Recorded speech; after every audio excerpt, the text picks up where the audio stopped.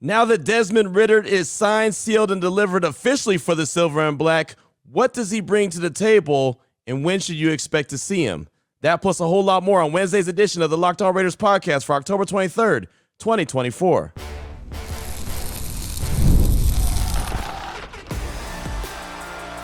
You are Locked On Raiders, your daily Las Vegas Raiders podcast, part of the Locked On Podcast Network, your team every day.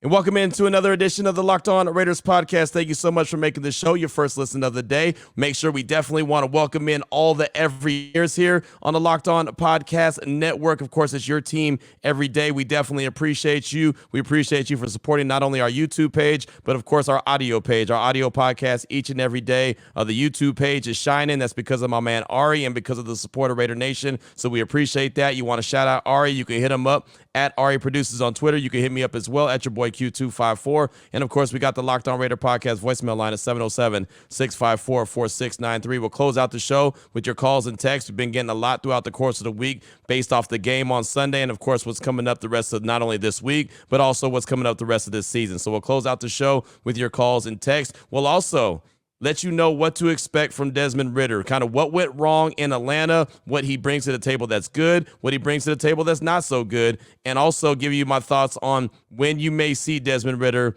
in action for the Silver and Black as he's currently on the 53-man roster. And of course, we'll start things off with news and notes of the day, and really that has to do with making everything official like a referee's whistle when it comes to the roster moves for the Silver and Black. We'll get into that after I tell you about the title sponsor of the show, which is FanDuel. Place your first $5 bet and you'll get started with $200 in bonus bets guaranteed. Visit FanDuel.com to get started today. So off top, mentioned the roster updates. I talked about them quite a bit on Tuesday's show, but they were not official. Nothing had been sent out from the Silver and Black. Well, they did that around Tuesday afternoon. They made everything official, so want to make sure to go ahead and pass all that along. And there was a couple little nuggets that I wasn't quite aware of that I found out Tuesday afternoon. So let's go ahead and jump through it pretty quickly.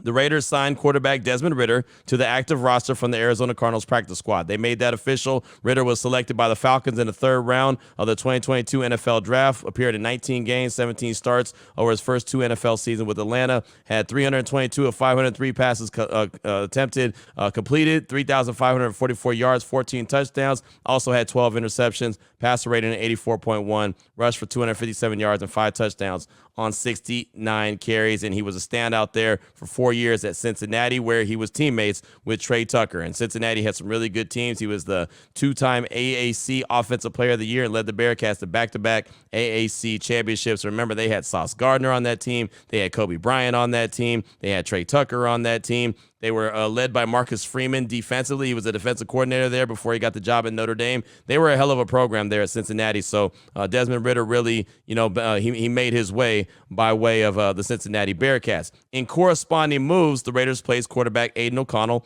on injured reserve, which is something that we talked about on Tuesday's show. Expected him to be out 4 to 6 weeks, as Adam Schefter and Ian Rappaport had both, they had reported. And so, again, waiting until the Raiders actually make everything official, they did that. So Aiden O'Connell, we know, is out at least 4 to 6 weeks, potentially more. Maybe, it can't be less because IR, you have to miss at least 4 weeks. So he's on IR. The Raiders also signed wide receiver Terrace Marshall Jr. and tight end Trevon Wesco to the practice squad. So if you're thinking about Terrace Marshall, you're like, wait, hold on. That name is familiar.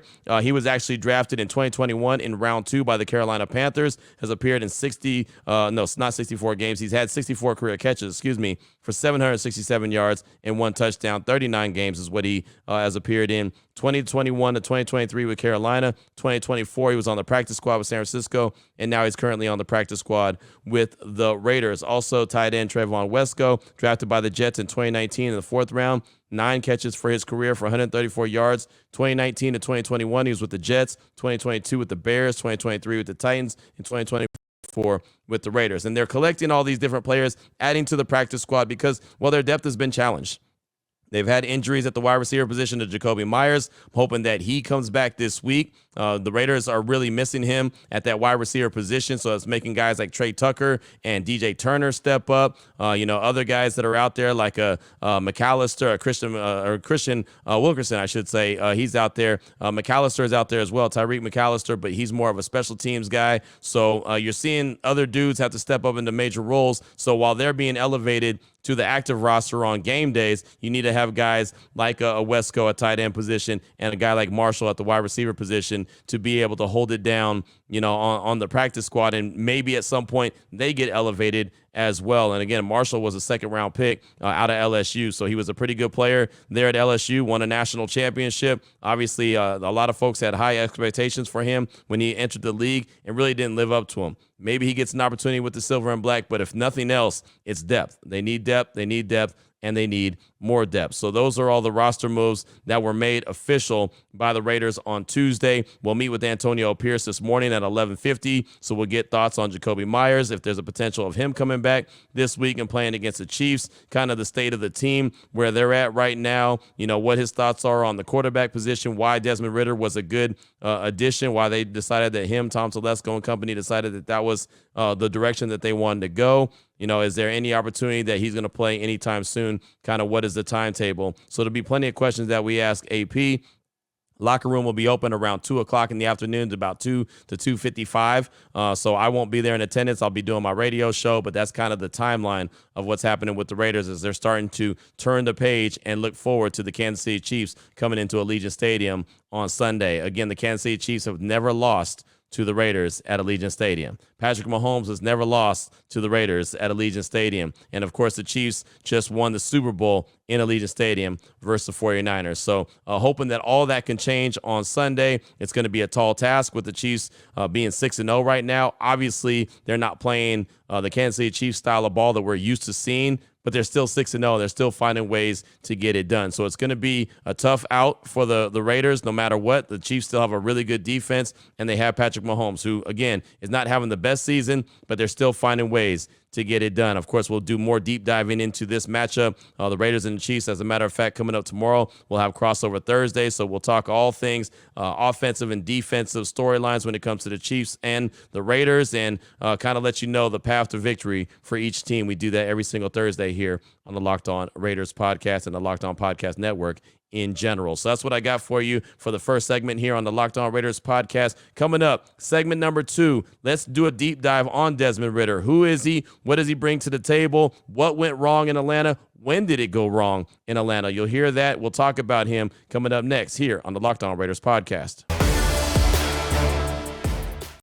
Before we get to that, though, I do want to tell you about a couple great sponsors here on the podcast, including GameTime. GameTime is a spot to get tickets to anything and everything that you're looking for, from sporting events to theater to any kind of concerts, comedy shows. If you can get a ticket to it, GameTime can get a ticket to it, and they'll get a ticket to it at a cheaper price. They have a great new feature called GameTime Picks. It makes getting tickets to see your favorite teams play live even easier. It filters out all the fluff. All the great deals, you'll get to see those immediately, and you won't have to go through a lot of hoops and blow through a lot of whistles to try to make it happen. No, GameTime will, like I said, eliminate all the fluff and get you right to what you care about the most, which are the tickets. GameTime ticket coverage is the best. Your purchase is covered with the most flexible customer service policy in the ticket industry, and GameTime will credit you 110% of the difference if you're finding cheaper tickets. That's the low price guarantee. What I like the most, the seats view, the panoramic view from your seat in the app before you buy. You know exactly what it looks like. So if you're going to the game at Allegiant on Sunday, you want to know where you're sitting, what the view of the field is going to look like. Boom, you got it right there in the panoramic view. It's all available on the app with GameTime. So right now you need to take the guesswork out of buying tickets with GameTime Picks. Download the GameTime app, create the account, use promo code LOCKEDONNFL. It's all one word for $20 off your first purchase. Terms do apply. Again, create the account, use the promo code LOCKEDONNFL. It's all one word, LOCKEDON NFL for $20 off. Download GameTime today. What time is it? Game time. I also want to tell you about Prize Picks. And what is Prize Picks? I'm glad you asked. It's the best place to get real money sports action. With over 10 million members and billions with a B of dollars in award winnings, Prize Picks has made daily fantasy sports accessible to all. You just pick more or less on at least 2 players for a shot to win up to 100 times your cash. Run your game all season long on Prize Picks. And really, it is an awesome thing. There's so many different options that you have. Prize Picks will always put its members first. All your withdrawals are fast, safe, and secure. When your picks hit, you can get your money in as quick as 15 minutes. And I know that you like that. You know what else you like doing? Playing along celebrities. What do I mean? You could play alongside guys like Drewski, Joe Budden, pump it up. Even MMA champ Sean O'Malley. You can now find community plays under the promos tab of the app to view entries from some of the biggest names in Prize Picks community each and every week. Check this out. This week on Prize Picks, you could be looking at the football board and selecting Justin Jefferson for more than 83.5 receiving yards and Patrick Mahomes for less than 267.5 passing yards, which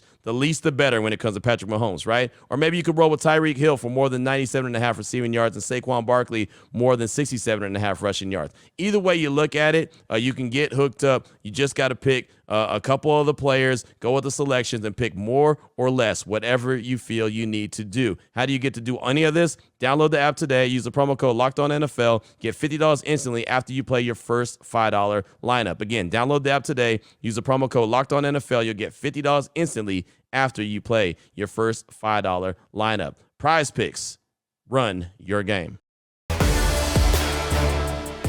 All right, Raider Nation, here we go. Segment number 2 of today's Locked On Raiders podcast. Want to do a little bit of a deep dive into the latest quarterback on the Raiders roster. That's Desmond Ritter. He was selected in the 3rd round by the Atlanta Falcons. And I just like to do a little bit of tutorial. I like to do a little bit of education. So what I did, as soon as it became official that Desmond Ritter was being signed off the Arizona Cardinals practice squad and onto the 53-man roster for the Raiders, and that's what you have to do. If you sign a guy off the practice squad, he immediately goes on to your 53-man roster. That's what gives players incentives to decide to go ahead and accept that and take that. Just like back in the day, the Raiders did that with Darren Waller off the Baltimore Ravens practice squad. Boom, immediately put him onto the roster. That's what you have to do. So Desmond Ritter, as soon as it became official, I started reaching out to some of my folks around the league that cover the Atlanta Falcons, and my guy D. Orlando Ledbetter from the AJC, who does a fantastic job in covering the NFL for a very long time and been covering the Atlanta Falcons for a very long time as well, was on my radio show, and I just wanted to kind of get a little bit of insight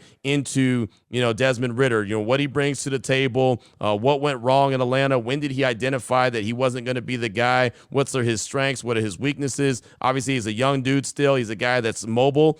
He can use his legs to his advantage. They did a little bit of that in Atlanta. That may be something that comes into play for the Raiders as their offensive line is pretty leaky. So here's a couple minutes with D. Orlando Ledbetter from the AJC, covers the Atlanta Falcons like a glove, and really just kind of started off talking about, give us a little bit of insight, man. What stood out to you the most about quarterback Desmond Ritter while he was a member of the Atlanta Falcons? Yeah, he, good competitor, good guy.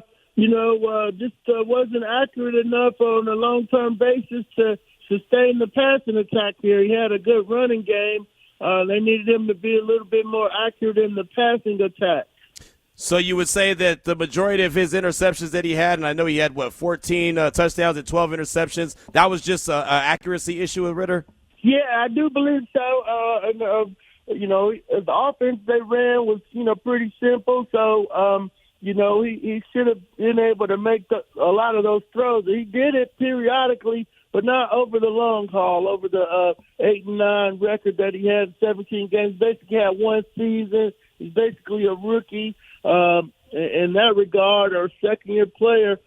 He watched for most of his first year, so that pretty much was his downfall here. So he had 5 rushing touchdowns in 2023. You mentioned his arm with the accuracy issues, but it sounds like that he had no problem taking off and running out of the pocket. That was some RPO stuff they had. He could read that. That was stuff he ran at Cincinnati, so that wasn't nothing foreign to him. If they bet down on the running back, he'd take it around the corner there for a touchdown. One in Tampa, though, got really weird. He, kind of eased up going across the line, and Winfield popped him and knocked the ball loose, and that kind of they won that game. But it was a kind of bizarre moment for him. He just would do some kind of off-scripted things like that wasn't acceptable for Coach Arthur Smith and the Falcons. How quickly did you kind of recognize, as a guy that's obviously covered the league for a long time and covered the Falcons, that he wasn't going to work out as a starting quarterback there? About halfway through the second season, He went 2-2 at the end, but it was very scripted. They didn't put a lot on his plate, and they had enough around him to win, 2 games. He went up and played a good game against Baltimore, Baltimore team that went to the playoffs, and you thought, oh, okay, this might work. And then about midway through last season, I think it was the Tennessee game where they just got air-raided by Will Levis that you kind of saw. They pulled him in that game, said he had a concussion. They had to check him out.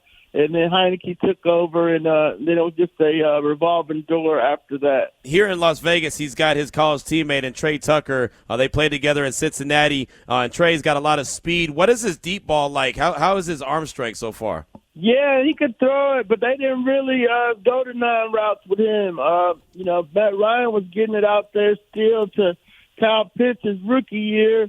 Drake's not a burner, so they didn't really have, they didn't really have the guy that can get down the field and go get it either. So it was pretty much pop flies down the field for him and what the Falcons had at receiver. You mentioned off top that, he's a good guy. As far as his leadership skills go, just, what do you feel like he could bring to this Raiders team as they're already through 7 weeks of the season? Yeah, they could jump him in there. Intangibles, the guys were willing to follow him. He's got, he's a quarterback that is not, shy and has been trained by Zach Taylor, who recruited him at Cincinnati before he became the Bengals coach. So, he knows what to do, and maybe he's learned how to place the ball better. But the guys didn't have any problems with him here. He's well respected. Even when he got benched, he came and talked to the media, didn't go run and hide. He's a stand-up guy. For a team looking for some help at that position, handle him properly, maybe you have something there. There's a little bit of a breakdown right there from my guy, D. Orlando Ledbetter. Does a fantastic job covering the Atlanta Falcons. Has been covering the NFL for a very long time. And, look, I don't know exactly what Desmond Ritter is going to bring to the table as far as is he going to turn this team into a winner. I'm not, obviously none of us know that. There's a reason why the Falcons moved on from him, went and signed Kirk Cousins to a big free agent deal, then also got his replacement and drafted Michael Penix Jr., number 8 overall in this past April's draft. And then the Arizona Cardinals signed Ritter to the practice squad, and you see nobody's come and plucked him until the Raiders came and got him, which doesn't mean he's bad, just means that, he was sitting on the practice squad, and anybody could have got him and added him to the active roster, and they chose not to. With that being said, we know that Aiden O'Connell is going to be out 4 to 6 weeks. He's on IR. We know that officially now. Gardner Minshew, I think we see who he is. We know who he is. And I'm not saying just go ahead and immediately bench him and throw Ritter in there. I don't think that would be right. I actually had people calling in my radio show saying, hey, we've seen enough of Minshew. Just go ahead and play Ritter right away.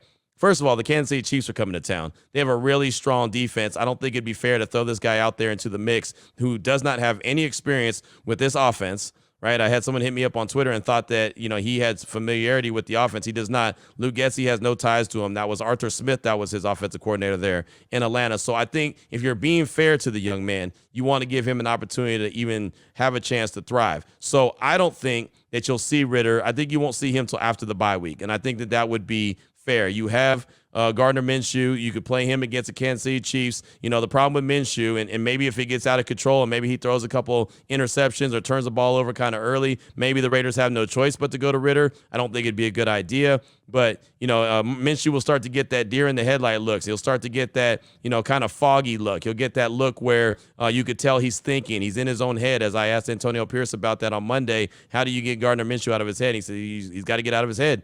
Right, he's a professional. He's got to be better than that. He knows that one mistake can snowball into 2 and turn into 4 if he stays, thinking about it. So he's got to do a better job as a professional. Has been in the league for quite a while. He's got to do better than that. So I'm assuming he's going to make it through the game on Sunday versus Kansas City. And I think that it would even still be okay to go ahead and play Minshew one more week against the Cincinnati Bengals and then head into the bye week. Let Ritter get all the first team reps in practice and get him up to speed for the following week coming out of the bye. That's when I think it'd be ideal to see him. I think that his legs, his mobility can provide a little something that the Raiders offense doesn't have right now, especially just because the offensive line has been leaky. It's been shaky. They've had about 8 or 9 different versions of the offensive line, which is unfortunate because you're only into week 8. And that's the most important position to have continuity at, and they don't have that, so they need it. But they've had, because of injuries, they've had so many different guys. Like Colton Miller hasn't been 100% himself. Jackson Powers-Johnson is in there now at the left guard spot. But remember, there was a time when he wasn't out there. Remember, Andrews Pete was out there. Cody Whitehair was out there. Andre James was playing the center position. Dylan Parham was playing the right guard position. Then he's banged up, right? I mean, there's so many guys that have been in there. Thayer Munford was out there. DJ Glaze is out there. There's been 10 guys at least that have been playing along that offensive line. You can't get any continuity there, so you can't get any consistency and expect that, okay, this guy's going to be able to block really well. The run game's going to get going. The passing game's going to get going. It's really difficult to form that if you don't have those big uglies up front doing what they're supposed to do. So with that being said, Ritter might have to use his legs. Getsy may be able to get a little bit more creative with him because he has that ability to run, and he has the RPO that you heard D'Orlando talk about. They used that a little bit in Atlanta. And look, he picked up 5 touchdowns on the ground in 2023 as the Falcons quarterback, right? That's more than probably any quarterback that the Raiders have had since Derek Carr started. I know Derek Carr didn't get 5 rushing touchdowns as the quarterback, right? So there's really hasn't been anyone who's done that. I know Terrell Pryor obviously was able to get it done on the ground, but for the most part, nobody's really running the ball from the quarterback position for the Raiders. I mean, you can go all the way back to like Dante Culpepper. He had a big day against Miami, his former team, but how many moons ago was that, right? So anything current is not been too much of anything from just a running perspective. And I'm not saying that you just need a quarterback that can run around the yard, but when you have as many questions and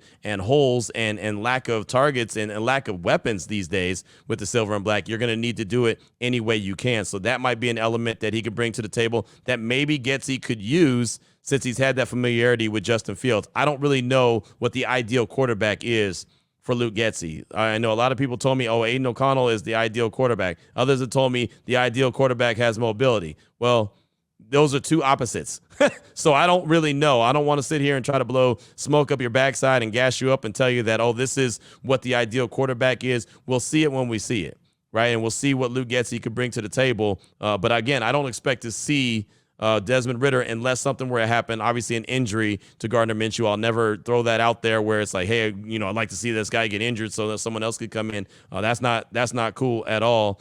So obviously you don't want him to get injured. Either an injury happens or, something he just completely looks lost and as a turnover machine, continues to be a turnover machine, and the Raiders don't have any chance or any choice, and they have to go to Ritter. That's the only way I can see him in the next couple of weeks. But I do want to see him. I'm excited to see what he could bring to the table just because he's someone different that we haven't seen. We've seen Aiden O'Connell briefly. We've seen Gardner Minshew probably more than we want. So what does Desmond Ritter bring to the table? Again, as I mentioned on Monday's show, evaluation process, evaluation time of the year, and that includes Desmond Ritter. Worst case scenario, he might look good enough to be a really good backup.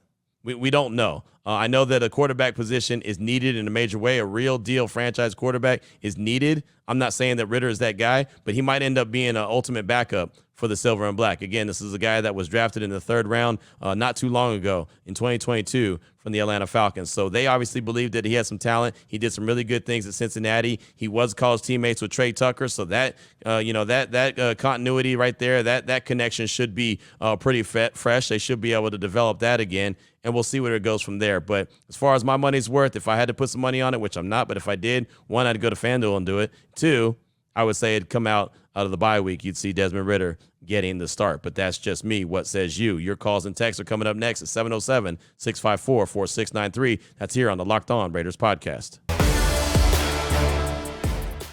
Before I get to that, though, speaking of FanDuel, I want to tell you about FanDuel, right? You can jump into the NFL season right now. All right, you don't have to have been rocking with the NFL season all season long, all 7 weeks. You could jump in week 8. You could jump in right now because you're feeling froggy about this Raiders and Chiefs game. And I know the Chiefs are favored by 10 points, but that's okay. Maybe you feel like, you know what, the last team to beat the Chiefs were the Raiders. And matter of fact, they haven't lost a game since. So, maybe the Raiders will give them their second loss, since Christmas, or their, first loss since they lost on Christmas. You know what I mean? They ain't lost since Christmas. They went and won the Super Bowl. Maybe the Raiders can give them another loss. Maybe you're feeling that type of way. Maybe things are starting to look a certain way come halftime of the game on Sunday, and you decide you want to go ahead and place a small wager. You can do that. Just jump on FanDuel immediately. As a matter of fact, you can check out all the latest stats. You can see all the live play-by-play and so much more on the same page where you place your bet. You'll actually get started with $200 in bonus bets guaranteed. That's when you place your first $5 bet. Remember I said a small wager? That's a small wager. $5 bet is going to guarantee to get you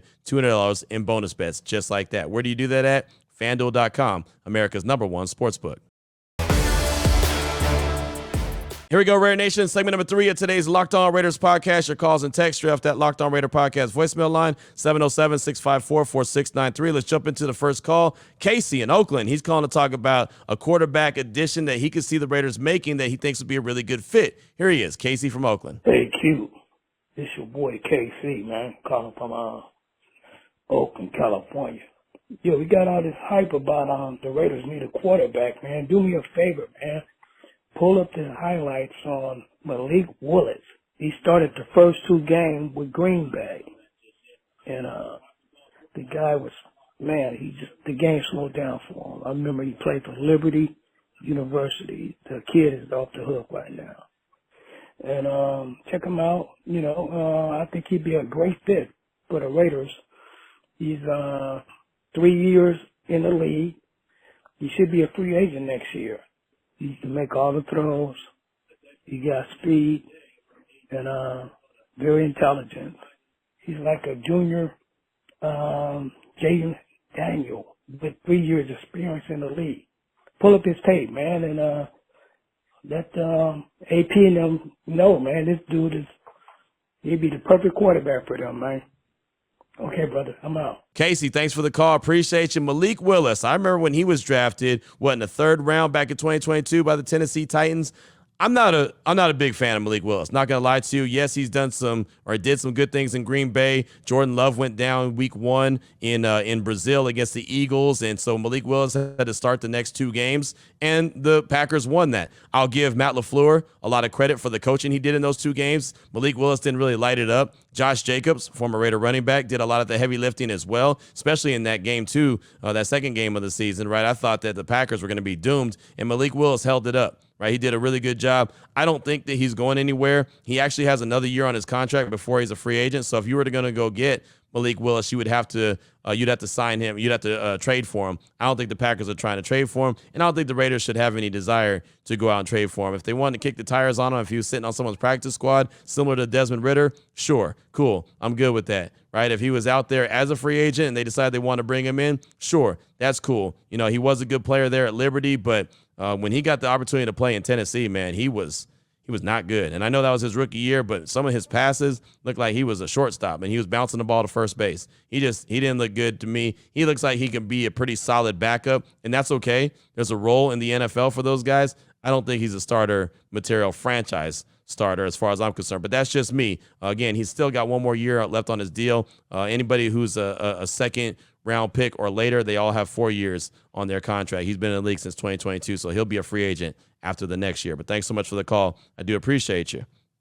Up next, got a text from AJ from AZ. He says, "Hey, Q, it's AJ from AZ. I don't think this is going to probably get airtime. Probably should have called. Would have had a better chance. But, this is probably the most random thing or not related to conversations being told by the podcast. But I just been wondering hard about this, and I don't know why. But why don't the Raiders embrace more of their pirate theme? I know that there are a type of pirate, but I never seen them embrace it fully like the Bucks. Or I guess I love the team, don't get me wrong, but would love to see that pirate mean machine team more embraced. I don't know, just a random thought. Maybe it'll cloud some frustrations going on with the team right now. But yeah, would love to hear your opinion on that. That's AJ from AZ talking about the pirate theme. And I think that, the Raiders embrace the pirate theme, and the autumn wind is a pirate, and I think they do that. Now they don't have the pirate ship like they do in Tampa Bay. I honestly think, and this is just me, and you can disagree with me, and that's okay. I honestly think that Tampa Bay really just kind of, I don't want to say stole the style of the Raiders, but somewhat stole the style of the Raiders. I think that their uniforms that came much later than the Raiders, and I'm not talking about the creamsicle uniforms, but I'm talking about their, the later editions of them, the black that they started putting in the jerseys and everything. I was like, wait, hold on. What are they doing? Right? So I don't know. I think that the Raiders do it their own way. Right? They have their own style of the pirate. They'll let Tampa Bay have that, that Buccaneer style, but I think that they're good with who they are and their the way that they embrace being pirates and being the feared, and I guess, intimidators of the league, even though obviously in 2024, and that's not really a factor anymore. But you know how it was. Embrace who they used to be. So yeah, I think that they're good with where they're at. But it's a funny random thought. You probably thought about it watching Monday Night Football and seeing Tampa Bay out there, and you probably thought, oh, how come the Raiders aren't more pirate-like? But yeah, I mean, they're not firing off cannons like they do in Tampa Bay. But thanks for the text, man. I do appreciate you. Up next, got a call from Big E in the 209, calling to talk about the state of the team, including the evaluation process that I talked about on Monday's show. He has some points that he wants to bring up. Here he is, Big E in the 209. What up, Q? This is Big E from the 209, man. Just wanted to chime in and put my 2 cents into the bucket of everything going on. A lot of Raider Nation is doom and gloom, and I will admit, last year under McDaniels, I was like that. I was, a lot of doom and gloom just because I didn't feel the direction or see the bright spot at the end of the tunnel. But honestly, with this team, I just wanted to point out some positive stuff. Number one, the whole evaluation. I understand what you're saying about the evaluation, but here's the thing. Tom Telesco has already proven that he can put together an NFL roster. He does it from the inside out. He starts with that line and builds it. The only reason that the Chargers are as successful as they are right now is because they had Tommy T building the roster for the past, I don't know how long, however many years he was there. So you have to give everybody time. I'm not even 100% on board with firing Luke Getsy at this point. They moved him to the booth, and he had some decent, there was a little more rhyme or reason, so maybe he should stay in that booth. I feel like he's the closest one to the fire. But as far as AP, and I talked about this with my buddy that's a Lions fan, and it's unfortunately we're putting that kind of players coach on him because it's the most similar thing we have. Look at how Dan Campbell started. He didn't start the greatest, but they stuck with him for at least 3 years, and they started to show major progress.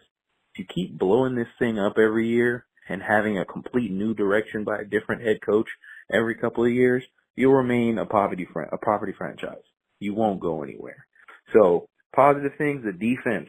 The defense looks, I think the defense is good, regardless of them giving up a bunch of runs. That's because they're tired. They're literally on the field all the time. The turnovers are killing us. So anyways, I just wanted to point out some positive things because I feel like the team has a direction to go. Maybe not this year. They're going to lose. They're going to lose some games. So get ready, Raider Nation, get prepared. We're going to lose some games. But I feel like we're setting ourselves up in position for the future. So anyways, Q, that was just my 2 cents.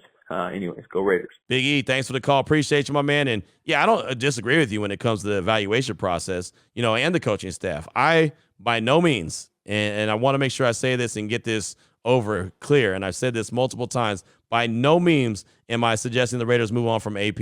As a matter of fact, last week I brought up Dan Campbell. I brought it up on my radio show on Tuesday as well. I brought up Dan Campbell and the Lions and the process that he went through. 3-13, started out 0-10-1 his first year in Detroit. Then he was 9-8 the next season. Started out 1-6. Can you imagine the calls, the texts, the tweets, the fans that were just stomping on their feet and yelling and screaming and pulling their hair out to fire the guy? I by no means in talking about that. I did have one guy that really got it twisted and thought I was trying to call out AP and try to question him as a head coach. Definitely was not. If anything, I think I've probably been more of a supporter of AP than most people. I'm the guy who pounded the table for him about 3 weeks into him being an interim coach, said he was the right guy for the job. I stick with that. To this day, I stick with that. I don't think that after 7 games, you fire a guy. That doesn't make a whole lot of sense. Right? You're not going to be able to win like that. You're not going to have continuity like that. And oh, by the way, who wants to take that job if they're getting fired 7 games into their coaching career?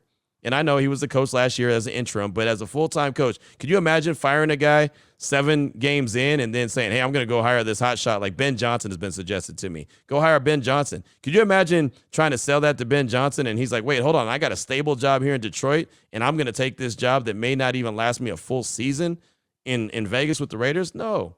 And that's why, going back to Mark Davis, what he did with John Gruden, gave him that 10-year deal so they can get assistant coaches that can get, 4 or 5 year deals and feel like that they have continuity. They have, job security, that they're not going to get ran out of town immediately. Remember how bad Houston was of a dumpster fire when they fired their coaches back-to-back years? Remember Lovie Smith, and before that was David Culley? They fired Culley after 1 year, hired Lovie Smith, fired Lovie Smith after 1 year. And guess what he did?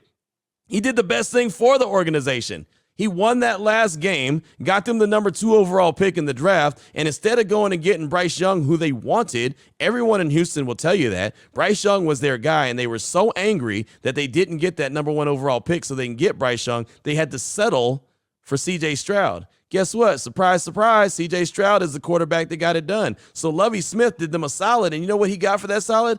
Fired, right? Again, they didn't know it was a solid when he did it, but he won that last game. Number 2 overall pick is what they earned, and they got C.J. Stroud, and now all of a sudden look how good they look. Not saying that Lovie Smith would have got them where they need to go, but they got their franchise quarterback. They have a really good head coach in DeMeco Ryans, and see how quickly things turn around? So who's to say that AP can't get his franchise quarterback, get things turned around? We know what the defense could look like when it's on. You can see that. Build some continuity, maybe get a new offensive coordinator. Maybe Getsy's not the right guy for the job. I don't know. We know that what AP wanted originally was Jaden Daniels and Cliff Kingsbury. You see how well that's working out in Washington. Just think that could have possibly been what the Raiders had going with, this year. Obviously, it didn't work out. They weren't able to get that pick and that player or that offensive coordinator, and it all kind of goes hand in hand. So, yeah, by no means am I saying move on from AP.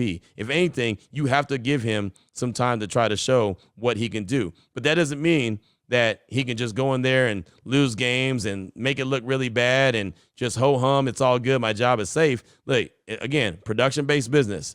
If you're not producing, you're out of business. It's just that simple. So he's got to prove what, he can do and make sure he can keep this team together and sitting there at 2-5, not let it unravel and let the wheels fall off and listen to what people are saying on the outside about fire him and do this, that, and the third, and this team stinks and fell for the banana in the tailpipe. Like, he's got to be able to block all that out and concentrate on those guys in the locker room.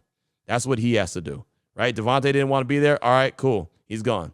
No problem, right? It stinks because he's a really talented dude, but he didn't want to be there, didn't want to be there. It's just that simple. So thanks so much, Big E, for that call. Definitely appreciate you. Man, I got a very long text here from Sub-Zero Raider.